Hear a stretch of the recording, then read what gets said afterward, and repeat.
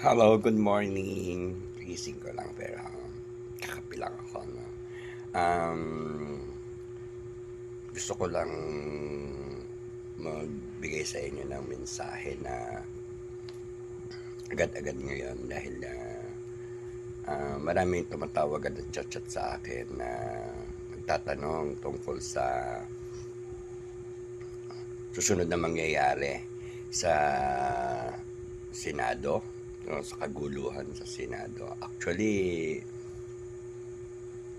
marami pang gulo at lalaki pa yung gulo. Tsaka marami pang talagang magkakabaligtaran na issue at denying at mas mananaig nga talaga yung mga bayaran sa kanilang ginagawa na hindi sila titigil sa kanilang nais mangyari dahil takot silang managot sa mga ginagawa nila. Actually, navivision ko dyan yung, di ba, kapapalit lang pagiging presidente ni Senate President ni Alan Cayetano. Yan. Siyempre, hindi nila yan tanggap. Tapos, pangamba, takot, at hindi nila gustong hayaang tumagal si Cayetano hanggat may magagawa sila maaaring pwedeng palitan agad si Senate President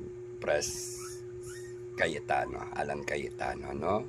Kaya mga kabertudes, yun yung pinaka-general na nakikita ko na pwedeng gawin nilang moves sa mga nangyayari dahil hindi pa rin sila titigil at silent pa rin sila sa mga plano ng mga kaguluhan dyan sa nakikita nating kaguluhan sa gobyerno. Kaya just pray once na mapalitan ulit si kaya tayo ganun lang kasi kabilis yan kapag gusto nilang gawin o palitan para iupo ulit ang iba.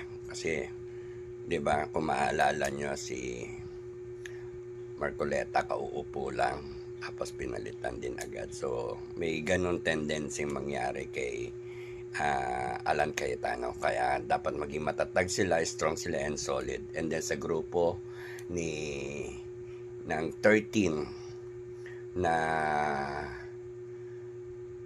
bumoto kay Cayetano, may isang asset dyan. May isang backfighter